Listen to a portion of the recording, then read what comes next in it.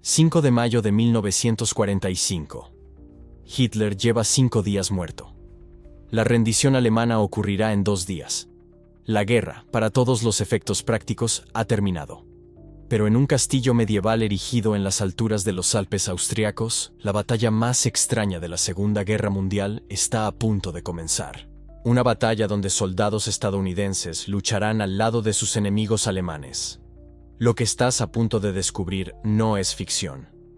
Es el único momento documentado en toda la Segunda Guerra Mundial en que tropas estadounidenses y alemanas se aliaron. No por conveniencia política, no por estrategia geopolítica, sino por algo mucho más raro en tiempos de guerra: principios morales frente a una ejecución en masa inminente.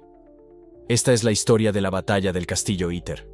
Y para entender cómo enemigos acérrimos se convirtieron en aliados improbables, primero necesitas saber qué les aguardaba en ese castillo aislado en las montañas. El Castillo Iter se encuentra a 800 metros de altitud en el Tirol del Norte, en Austria. Una fortaleza medieval de muros de piedra con 7 siglos de existencia, rodeada de picos alpinos cubiertos de nieve y valles profundos donde el eco de un disparo puede reverberar por kilómetros. Durante la mayor parte de la guerra, este castillo sirvió a un propósito sombrío.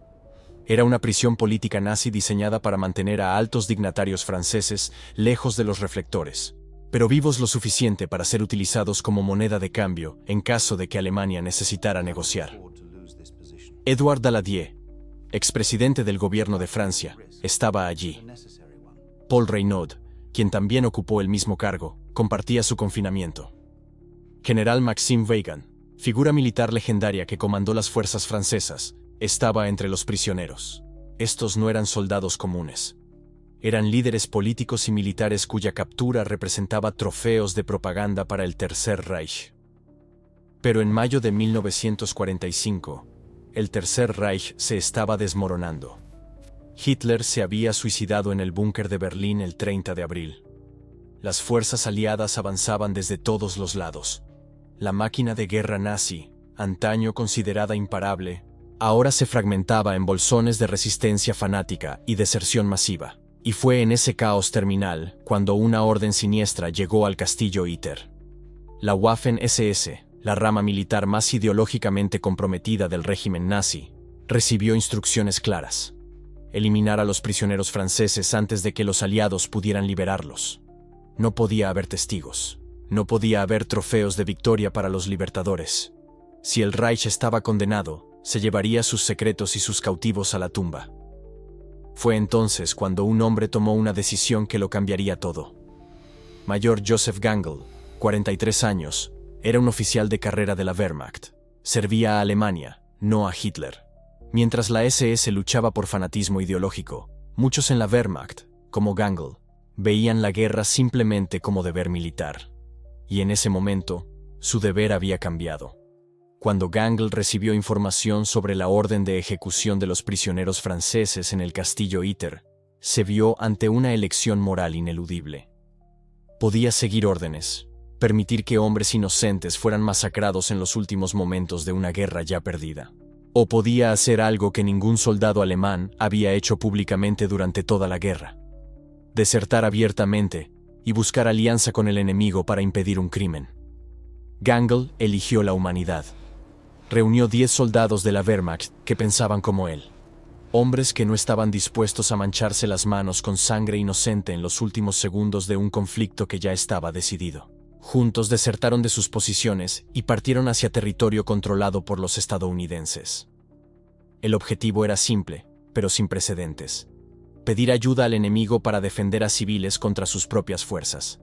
A 35 kilómetros de distancia, el capitán Jack Lee Jr., del 21º Batallón de Tanques de la 2ª División Blindada estadounidense, estaba consolidando el control sobre territorio recién capturado cuando recibió un mensaje que jamás esperaría escuchar. Un oficial alemán quería hablar con él, no para rendirse, sino para proponer una alianza militar conjunta. Lee tenía 26 años y había visto suficiente combate para desconfiar de cualquier aproximación alemana. Pero cuando Gangl explicó la situación, algo raro sucedió en la mente de un comandante de campo endurecido por la guerra. Reconoció la sinceridad desesperada de un hombre intentando salvar vidas inocentes. Los prisioneros franceses en el castillo Iter eran civiles de alto valor político. La SS estaba enviando tropas de la 17ª División Panzergrenadier SS para ejecutarlos, y el tiempo se estaba agotando. Lee hizo los cálculos rápidamente. Tenía 14 soldados estadounidenses disponibles y 2 tanques Sherman. Gangl traía 10 soldados alemanes de la Wehrmacht. Esto totalizaba 24 combatientes contra una fuerza estimada de 100 a 150 tropas de élite de la Waffen-SS equipadas con armas antiaéreas adaptadas para uso terrestre. Las probabilidades eran de aproximadamente 5 contra 1 en su contra. En términos puramente militares, era una misión suicida. Pero Lee vio algo más allá de la táctica. Vio la oportunidad de un acto final de humanidad en una guerra de monstruos. Aceptó la alianza. Por primera vez en toda la Segunda Guerra Mundial, soldados estadounidenses y alemanes se prepararían para luchar codo con codo. No había manual de campo para esto. No había precedente histórico. Solo un entendimiento compartido de que algunas cosas trascienden uniformes y banderas. La fuerza combinada partió inmediatamente. Los tanques Sherman rugían montaña arriba, con soldados estadounidenses y alemanes en la misma columna. Enemigos mortales la semana anterior ahora planeaban campos de fuego superpuestos y posiciones defensivas coordinadas. Cuando llegaron al castillo, encontraron a los prisioneros franceses en estado de alerta nervioso. Daladier, Reynaud y Weygand habían oído rumores sobre la orden de ejecución. Ahora, miraban incrédulos a sus libertadores improbables, un puñado de estadounidenses y alemanes que habían decidido que valía la pena defenderlos. Lee y Gangl inmediatamente comenzaron a evaluar la situación táctica. El castillo Iter no era una fortaleza militar moderna, pero sus muros medievales de piedra tenían más de 1 metro de espesor. Las ventanas estrechas, diseñadas originalmente para arqueros, ahora servirían como troneras para rifles. La puerta principal era el punto más vulnerable, una entrada estrecha que canalizaría cualquier fuerza atacante hacia una zona de muerte natural. Pero había un problema crítico: munición limitada. Lee había salido en una misión de reconocimiento, no para un sitio prolongado. Cada disparo tendría que contar. Y con una proporción de 5 contra 1 en su contra, no habría margen para desperdiciar. Las horas siguientes se dedicaron a fortificar el castillo. Los tanques Sherman fueron posicionados para cubrir los accesos principales. Soldados estadounidenses y alemanes ocuparon posiciones en las ventanas y muros, distribuidos para maximizar los campos de fuego. Gangl asumió el papel de coordinar las posiciones internas, usando su conocimiento del terreno local. Lee comandaba la estrategia defensiva general, aplicando doctrina táctica estadounidense adaptada a la arquitectura medieval. Y entonces, en el horizonte distante, el polvo comenzó a levantarse. Vehículos se aproximaban. La Waffen-SS estaba llegando. Lo que Lee y Gangl no podían saber en ese momento era cuántos enemigos realmente enfrentarían. Las estimaciones variaban entre 100 y 150 combatientes altamente entrenados de la 17ª División SS Panzergrenadier, una unidad conocida por su ferocidad y lealtad fanática al Reich, incluso mientras todo se desmoronaba alrededor. Estos no eran soldados listos para rendirse. Eran ideólogos dispuestos a luchar hasta la muerte, convencidos de que ejecutar a los prisioneros franceses era su deber final hacia un régimen que ya no existía. La tensión en el castillo era palpable. Soldados estadounidenses verificaban y reverificaban sus armas. Soldados alemanes hacían lo mismo, muchos aún procesando la extrañeza de la situación en la que se encontraban. Los prisioneros franceses fueron instruidos para permanecer en las áreas internas más protegidas del castillo, lejos de las ventanas y las paredes exteriores. Lee reunió a sus hombres, estadounidenses y alemanes juntos, y habló con claridad brutal. Estaban en inferioridad numérica, con munición limitada, defendiendo un castillo medieval contra una fuerza moderna, decidida a no dejar a nadie con vida. Las probabilidades de sobrevivencia no eran buenas, pero había algo en juego mayor que sus vidas individuales. Había principios. Había la negativa a permitir que los últimos actos de la guerra fueran ejecuciones sin sentido. Gangl reforzó el punto en alemán para sus propios soldados. Habían desertado no por cobardía, sino por coraje. Habían elegido estar del lado correcto de la historia cuando aún importaba, y ahora defenderían esa elección con sus vidas, si era necesario. El sonido de los motores se hizo más fuerte.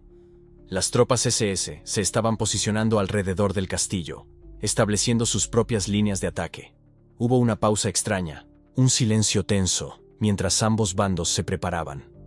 Era como si el tiempo mismo estuviera conteniendo la respiración, esperando para ver qué sucedería cuando soldados que deberían ser enemigos lucharan como hermanos.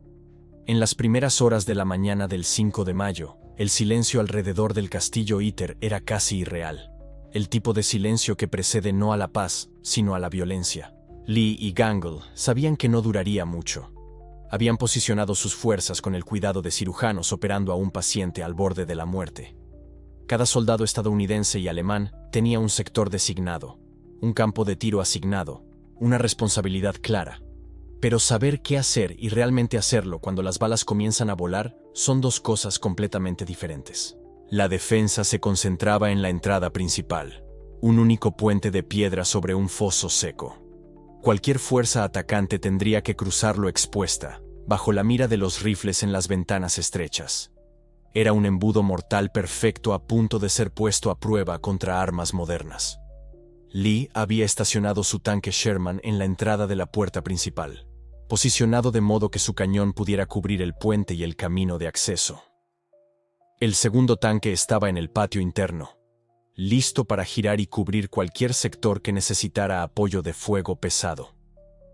Era una configuración inteligente, usando máquinas modernas de guerra en una estructura antigua de piedra. Pero Lee sabía que estos tanques eran objetivos. La SS tenía armas antitanque. Una vez que identificaran las posiciones de los tanques, la batalla cambiaría rápidamente. Gangle organizó a sus propios hombres con la eficiencia de alguien que había luchado en múltiples frentes durante años. Conocía las tácticas de la SS mejor que los estadounidenses. No vendrían en una única onda masiva. Sondearían, probarían las defensas, buscarían puntos débiles. Luego, cuando encontraran una brecha, concentrarían fuego masivo e intentarían romper las líneas. La clave era no darles esa brecha. La barrera del idioma era real, pero no infranqueable. Los gestos funcionaban. Señalar un sector, mostrar 3 dedos, significaba 3 hombres en esa posición. Tocar un rifle y señalar una ventana era universal. Y había algo más trabajando a su favor, algo que trascendía las palabras. Todos allí sabían que estaban luchando por algo más que territorio u órdenes. Estaban luchando porque era lo correcto. Ese entendimiento compartido creaba un lenguaje propio. Los prisioneros franceses, hombres que habían comandado ejércitos y gobernado naciones, ahora estaban refugiados en el interior del castillo. Édouard Daladier, quien había sido primer ministro de Francia, se sentaba en silencio. Paul Reynaud, otro ex primer ministro, observaba por la ventana con la expresión de un hombre que había visto colapsar la civilización europea, y ahora estaba presenciando su capítulo final más extraño. El general Maxime Weygand, un comandante militar de renombre, entendía exactamente lo que Lee y Gangle estaban intentando hacer. Conocía las probabilidades, sabía que hombres buenos estaban a punto de morir por él, y entonces el silencio se rompió. El primer disparo no vino de un rifle. Vino de un cañón antiaéreo de 88 milímetros que la SS había posicionado en una colina con vista al castillo. El proyectil golpeó la pared exterior con una explosión que sacudió piedras sueltas de los parapetos. Era un disparo de sondeo, destinado a probar la respuesta de los defensores y revelar sus posiciones. Lee ordenó a sus hombres que mantuvieran el fuego. No tenía sentido desperdiciar munición o revelar posiciones de fuego por un solo proyectil. El segundo disparo golpeó más cerca de la puerta. El tercero golpeó el tanque Sherman de Lee, pero rebotó en la blindación inclinada sin penetrar. Era una advertencia. La SS estaba diciendo: «Sabemos dónde estás. Podemos alcanzarte. Esto es solo el comienzo». Entonces comenzaron las olas de infantería.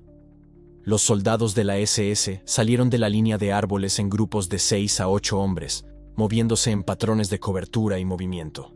Eran profesionales, entrenados y disciplinados. No corrieron directamente hacia el castillo como fanáticos.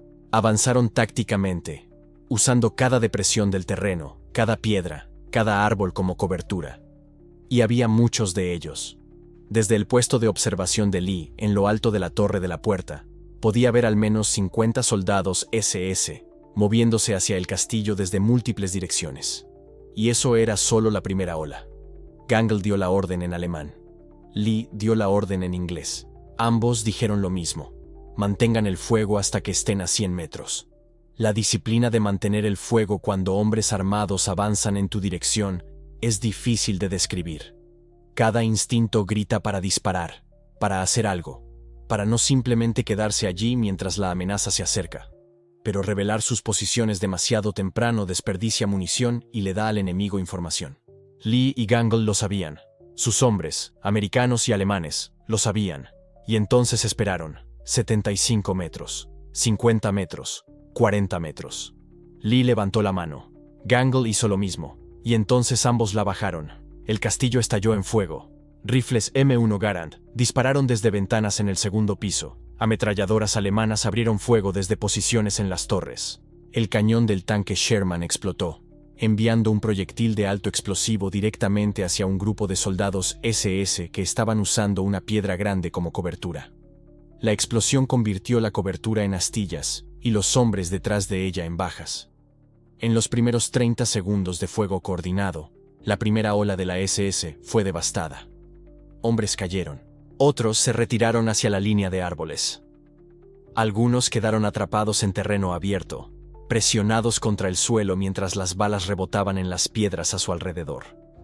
Era el tipo de emboscada que solo funciona cuando los defensores tienen la ventaja del terreno y la disciplina de esperar el momento adecuado.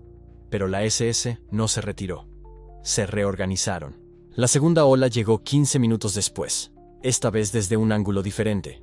Habían aprendido del primer intento. En lugar de avanzar directamente, usaron humo para cubrir su movimiento.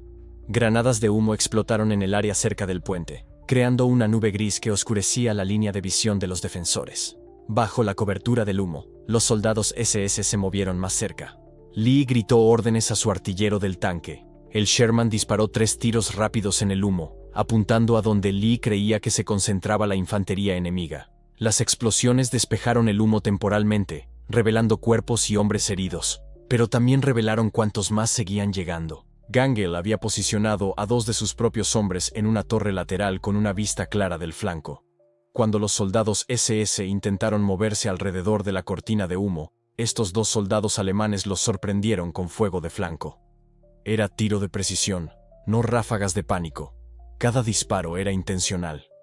Cada disparo contaba, porque la munición no era infinita. Esa era la verdad brutal que Lee y Gangle enfrentaban.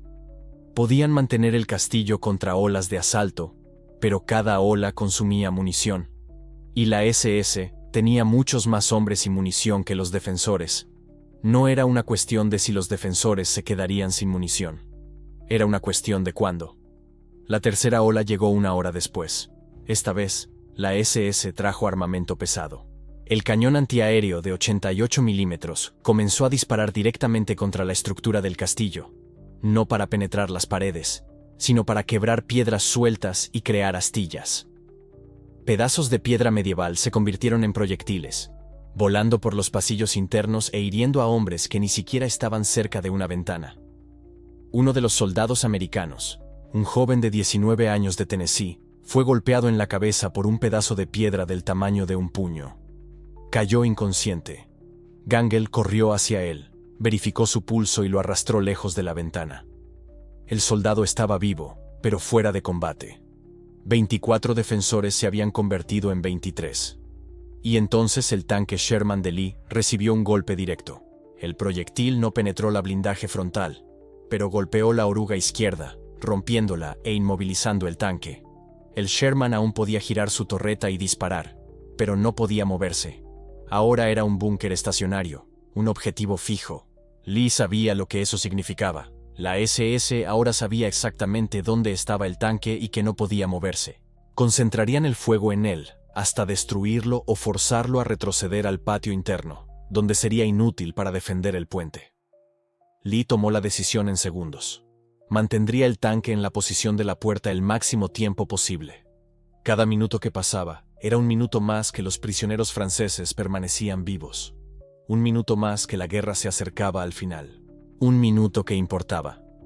Gangle estaba en movimiento constante, yendo de posición en posición, verificando sus hombres, ajustando campos de tiro, conservando munición.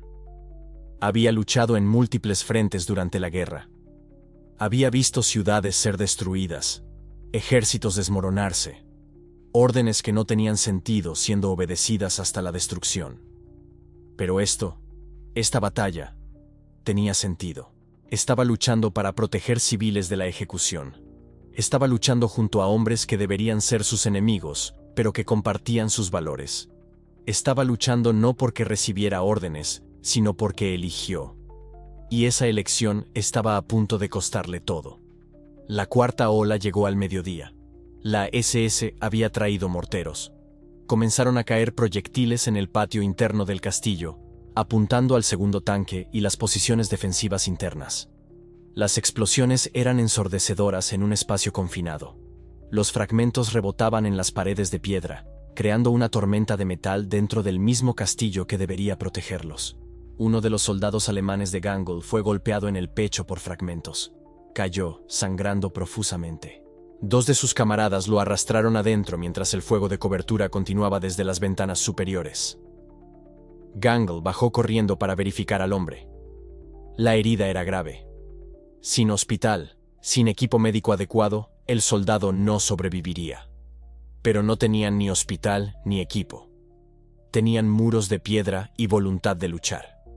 Lee subió al punto de observación más alto del castillo, evaluando la situación táctica. Lo que vio no era alentador. La SS había establecido posiciones en un semicírculo alrededor del castillo, cubriendo todas las rutas de aproximación. Estaban disparando morteros desde posiciones seguras a varios cientos de metros de distancia. No tenían prisa. Estaban desgastando a los defensores, consumiendo su munición, quebrando su voluntad. Y estaba funcionando. Lee verificó su munición, menos de la mitad de la que habían comenzado. El tanque Sherman había disparado la mayor parte de sus proyectiles de alto explosivo. Las ametralladoras se estaban quedando sin cintas de munición. Los rifles aún tenían munición, pero no suficiente para otro día completo de combate. Y nadie sabía cuándo, o si, llegarían refuerzos. Gangle subió al punto de observación, uniéndose a Lee. Por un momento, los dos hombres simplemente se quedaron allí, mirando el campo de batalla. No necesitaban un idioma común para entender lo que ambos estaban pensando. Se estaban quedando sin tiempo. Fue Lee quien rompió el silencio. Señaló la posición del mortero de la SS y luego el tanque dañado abajo. Gesticuló una pregunta. ¿Puede el tanque alcanzar esa posición? Gangle estudió el ángulo, calculó la distancia e hizo un gesto afirmativo. Podría. Pero requeriría exponer completamente la torreta del tanque, haciéndola vulnerable al fuego antitanque directo. Lee asintió. Hazlo. El artillero del Sherman ajustó su puntería, elevando el cañón al ángulo máximo. El tanque disparó. El proyectil voló sobre los árboles e impactó cerca de la posición del mortero de la SS. No fue un impacto directo, pero fue lo suficientemente cerca. La tripulación del mortero se retiró, buscando cobertura. El bombardeo se detuvo temporalmente. Pero la pausa tuvo un costo. El arma antitanque de la SS, ahora con una línea de visión clara de la torreta expuesta del tanque, disparó. El proyectil golpeó la torreta del Sherman, sin penetrar completamente, pero causando el daño suficiente para bloquear la rotación de la torreta. El tanque ahora no podía ni girar ni moverse. Era un casco de metal, inútil como arma, pero seguía bloqueando la puerta. Lee gritó a su tripulación de tanque que evacuara. Salieron por la escotilla, corriendo hacia la cobertura del castillo mientras las balas de la SS llovían a su alrededor. Todos lograron llegar, pero el tanque estaba perdido. El número de defensores estaba disminuyendo. Uno gravemente herido, un tanque destruido, munición crítica. Y la SS seguía teniendo más de 100 hombres, armas pesadas y ninguna prisa. Paul Reynaud, observando desde una ventana interna, se volvió hacia Weygand. Habló en voz baja, pero las palabras llevaban el peso de un hombre que ya había visto caer naciones. Dijo: «Morirán por nosotros». Weygand no respondió. porque no había nada que decir. Era verdad. Gangle había asumido un rol que iba más allá del comandante. Estaba en todas partes, remendando defensas, reubicando hombres, conservando munición. Pero más que eso, se convirtió en el escudo humano de los prisioneros franceses. Cada vez que un sector cerca de donde estaban refugiados recibía fuego pesado, Gangle estaba allí, colocándose entre las balas y los civiles, no porque le fuera ordenado, porque era quien era. Lee lo vio. Reconoció en él algo raro, especialmente en guerra. Gangle no estaba luchando para vencer, estaba luchando para proteger. Y hay una diferencia. Los hombres que luchan para vencer se rinden cuando las probabilidades se vuelven imposibles. Los hombres que luchan para proteger no se rinden, mueren antes. La quinta onda golpeó a media tarde. Esta vez, la SS intentó una táctica diferente. Enviaron un pequeño grupo de soldados no para atacar, sino para negociar. Un oficial de la SS, llevando una bandera blanca improvisada, caminó hasta la mitad del puente. Gritó en alemán, lo suficientemente alto para que Gangle lo oyera. El mensaje era simple. Ríndanse ahora. Entreguen a los prisioneros franceses. De cualquier forma, la guerra ha terminado. No tiene sentido morir por nada. Gangle caminó hasta el borde del parapeto, totalmente visible, totalmente expuesto. Miró al oficial de la SS abajo, y entonces, en alemán alto y claro, respondió. Dijo, no. Nada más. Solo no. El oficial de la SS se quedó allí un momento, como si esperara más. Pero no hubo nada más. Gangle había dado su respuesta. El oficial se retiró hacia la línea de árboles. 5 minutos después, el bombardeo reanudó, más pesado que antes. El mensaje de la SS era claro.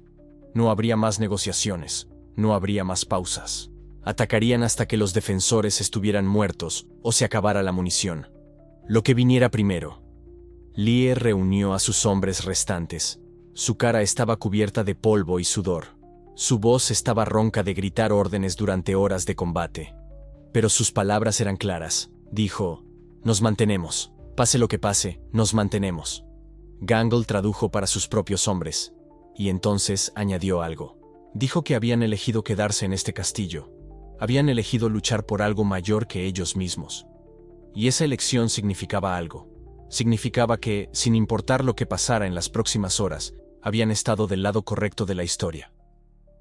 Los soldados estadounidenses y alemanes se miraron entre sí. Algunos asintieron.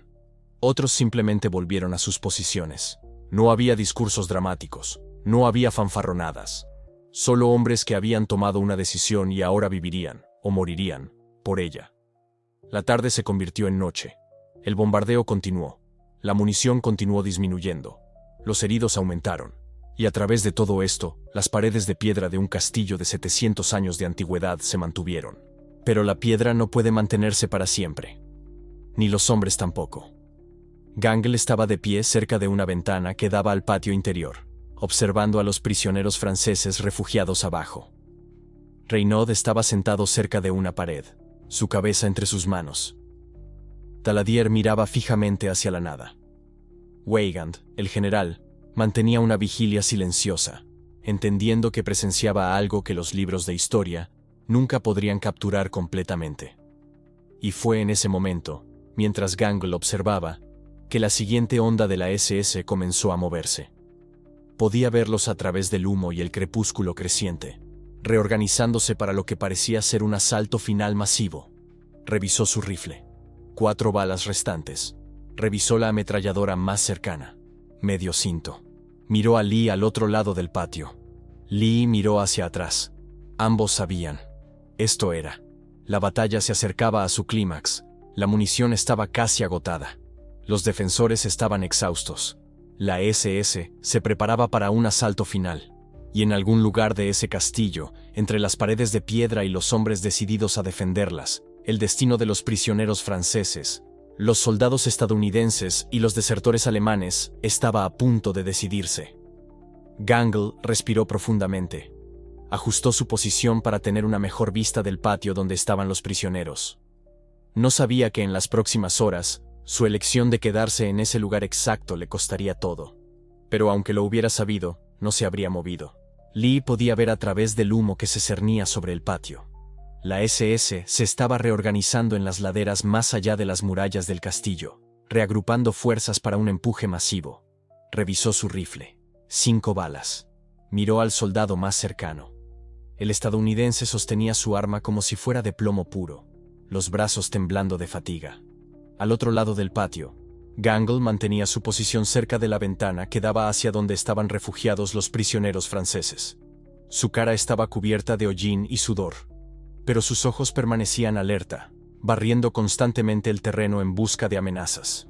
Daladier, el ex primer ministro francés, estaba sentado contra una pared de piedra, sus manos cubriendo su cara. Weygand, el general, observaba en silencio, entendiendo que estaba presenciando algo que trascendía la guerra misma. Reynaud permanecía cerca, su respiración pesada pero constante. Lee había visto muchas batallas. Había comandado hombres a través de campos de muerte en Francia, a través de pueblos destruidos en Alemania. Pero esto era diferente. No era sobre territorio. No era sobre victoria estratégica. Era sobre 24 hombres negándose a abandonar civiles indefensos, incluso cuando todo el entrenamiento militar decía que se retiraran. Incluso cuando la lógica decía que estaban condenados. La SS comenzó a moverse. Primero vinieron los francotiradores, deslizándose a través de los árboles en la ladera por encima del castillo, buscando ángulos en las ventanas. Luego vinieron los soldados de infantería, avanzando en formación cerrada, usando el terreno rocoso como cobertura. Y entonces, como una ola quebrándose contra la piedra, atacaron. El sonido fue ensordecedor. Ráfagas de metralladora rebotaban en las paredes de piedra del castillo, astillándose en fragmentos que volaban por el aire como esquirlas. Granadas explotaron en el patio, enviando chorros de fuego y escombros contra las antiguas murallas. La SS ya no estaba probando las defensas. Estaban intentando aplastar el castillo a través de pura violencia. Lee corrió hacia la pared este, donde la presión era más intensa. 3 soldados estadounidenses estaban agachados detrás de una barricada improvisada, disparando de forma controlada, cada bala contando. Se agachó a su lado, apuntó a través del humo y disparó. Un soldado de la SS cayó, 4 balas restantes. Al otro lado del patio, los soldados alemanes de Gangle sostenían el flanco sur, sus armas escupiendo balas en ráfagas cortas y disciplinadas. No estaban luchando como hombres derrotados, estaban luchando como hombres que habían elegido un bando y se negaban a retroceder. La batalla no era una película, era caos. Era humo y sangre, y el olor de pólvora quemada mezclado con piedra pulverizada. Era gritos en 3 idiomas diferentes, órdenes siendo gritadas sobre el estruendo de las armas, hombres corriendo a través de escombros para llegar a posiciones que podrían no existir en 10 segundos. Y en algún lugar en medio de todo aquello, el tanque estadounidense que aún funcionaba disparó. El cañón rugió, el proyectil rasgando el aire y detonando en la ladera donde un grupo de la SS se estaba formando. La explosión lanzó tierra y cuerpos al aire. Por un momento, la presión disminuyó. Por un momento, los defensores respiraron, pero solo por un momento, porque la SS tenía números y tiempo. Y mientras los defensores del castillo luchaban con munición que disminuía cada segundo, la SS simplemente seguía viniendo. Lee podía sentirlo. La marea estaba virando. No dramáticamente, no de una sola vez, pero de forma constante, inevitable, como agua subiéndose contra una presa resquebrajada. Miró a través del patio hacia Gangle. El mayor alemán estaba de pie cerca de la ventana, rifle levantado, ojos escaneando el terreno. Incluso ahora, incluso con explosiones sacudiendo las paredes a su alrededor, Gangle mantenía su posición, protegiendo a los prisioneros, negándose a retroceder. Y entonces, Lee lo vio. Movimiento en la línea de árboles. Un reflejo de luz solar en metal. Un francotirador de la SS, posicionado en un afloramiento rocoso con visión clara del interior del castillo. El rifle se movía, barriendo las ventanas, buscando objetivos. Y entonces, se detuvo, apuntando directamente hacia la ventana donde los prisioneros franceses estaban refugiados. Lee gritó. No había tiempo. La distancia era demasiado grande. El humo demasiado denso. No podía disparar. No podía correr. No podía hacer nada excepto gritar. Gangl oyó. Se giró. Siguió la mirada de Lee, vio al francotirador. Y en ese segundo, Joseph Gangl, mayor de la Wehrmacht, desertor del ejército alemán, hombre que había elegido la humanidad sobre la ideología, tomó su decisión final. Se movió. No hacia cobertura, no fuera del alcance de fuego. Se movió directamente hacia delante de Paul Reynaud, colocando su propio cuerpo entre el ex primer ministro francés y la ventana abierta. El rifle del francotirador disparó. Gangl trastabilló. Sus piernas fallaron. Cayó, golpeándose contra la pared de piedra antes de deslizarse hacia el suelo.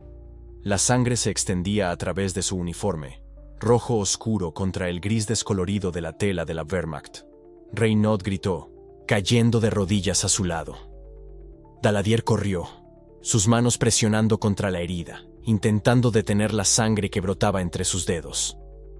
Weygand quedó congelado, su cara pálida.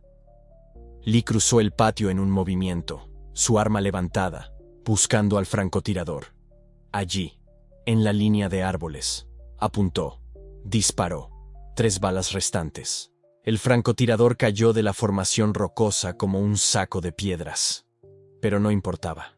No para Gangl. El mayor alemán estaba tendido contra la pared, su respiración superficial e irregular. Sus ojos estaban abiertos, mirando a Reynaud, luego a Daladier, luego a los otros prisioneros franceses, a los que había estado defendiendo durante horas. Intentó hablar. Sus palabras salieron como un susurro, en alemán, tan suaves que solo los hombres arrodillados a su lado pudieron oír. Y entonces, Joseph Gangl murió.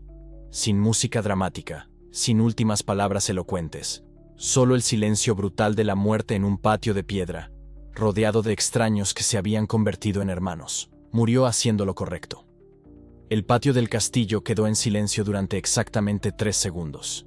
3 segundos donde incluso el rugido de la batalla parecía distante, amortiguado, irreal. Y entonces Lee se levantó. Su mandíbula estaba apretada. Sus ojos estaban ardiendo. Miró a sus soldados, a los alemanes de Gangl, que ahora lo encaraban de vuelta con expresiones que no necesitaban traducción. No necesitaba dar orden. Todos entendieron. La batalla no había terminado, y no iban a permitir que la muerte de Gangl fuera en vano. Los defensores se movieron con una furia renovada, no caótica, no imprudente, sino con la determinación fría e implacable de hombres que sabían exactamente por qué estaban luchando. Los estadounidenses sostuvieron la pared este. Los alemanes sostuvieron el flanco sur. El tanque continuó disparando. Cada proyectil calculado, cada tiro contando. Y la SS continuó atacando. Durante 30 minutos más, la batalla rugió. Durante 30 minutos más, 23 defensores sostuvieron un castillo medieval contra más de 100 atacantes entrenados de la Waffen-SS.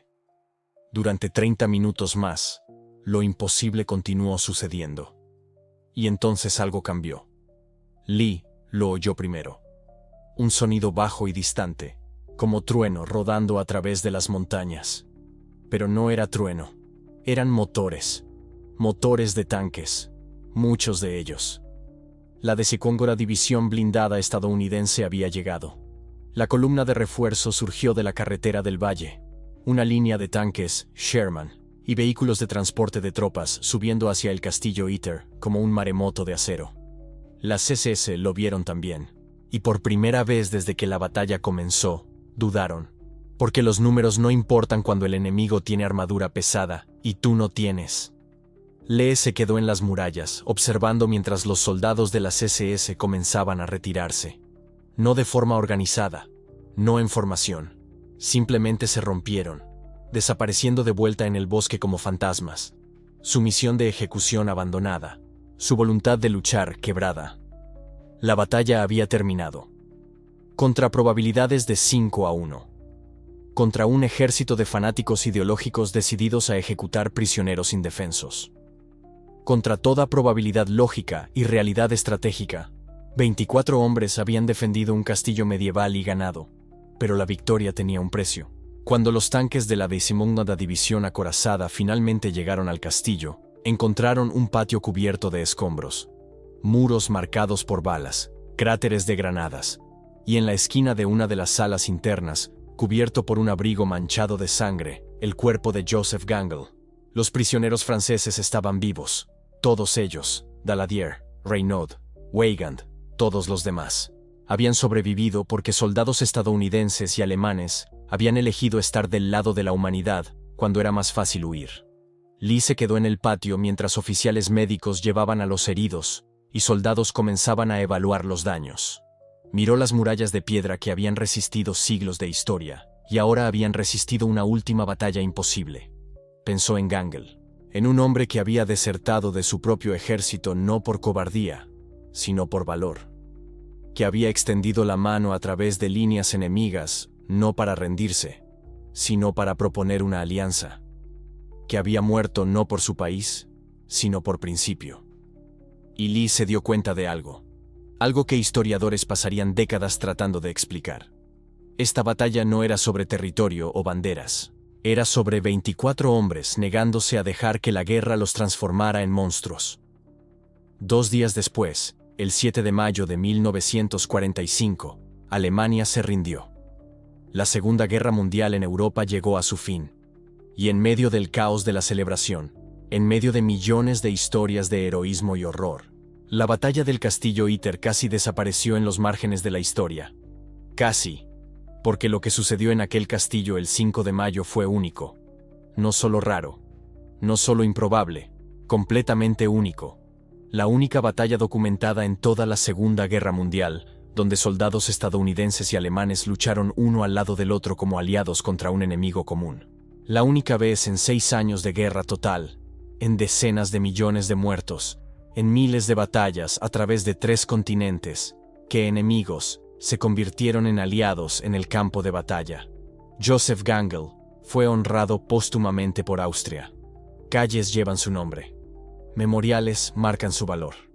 Pero ninguna medalla, ninguna estatua, ninguna placa puede realmente capturar lo que hizo. Probó que incluso en el infierno, incluso cuando el mundo estaba ardiendo, incluso cuando todo decía elegir tu bando y odiar al otro, la humanidad podría vencer. El Castillo Iter sigue en pie hoy. En las montañas del Tirol del Norte, en Austria, sus murallas medievales de piedra llevan las cicatrices de la batalla. Los turistas visitan, los historiadores estudian, pero pocos conocen la historia completa. Pocos saben sobre 24 hombres que deberían haber sido enemigos. Sobre un mayor alemán que eligió la moral sobre la lealtad. Sobre un capitán estadounidense que aceptó la alianza más extraña de la guerra. Sobre prisioneros franceses que fueron testigos de lo imposible haciéndose realidad. Sobre el día más extraño de la Segunda Guerra Mundial. Y quizás sea por eso que esta historia importa. No porque sea dramática, no porque sea improbable, sino porque nos muestra algo que necesitamos recordar. Que incluso cuando el mundo exige odio, aún puedes elegir la humanidad. Joseph Gangle eligió. Jack Lee eligió. 24 hombres en un castillo eligieron. Y debido a esa elección, personas que deberían haber muerto vivieron. Una alianza que nunca debería haber existido sucedió. Y la historia registró algo que ningún libro de texto podría inventar. El día en que enemigos se convirtieron en hermanos. Si quieres más historias de victorias imposibles, de batallas donde la ingeniosidad derrotó probabilidades abrumadoras, donde el valor transformó la derrota segura en triunfo inesperado, estás en el lugar correcto. Déjame un like si esta historia te impactó. Comenta abajo cuál parte te sorprendió más. ¿La alianza? ¿La defensa del castillo? ¿El sacrificio de Gangle? Y suscríbete al canal, porque cada semana exploramos las tácticas, las estrategias y las historias humanas detrás de las batallas legendarias que moldearon nuestro mundo. Porque al final, no son las armas las que hacen la historia. No son los números, no son las banderas. Son las elecciones. Son siempre las elecciones.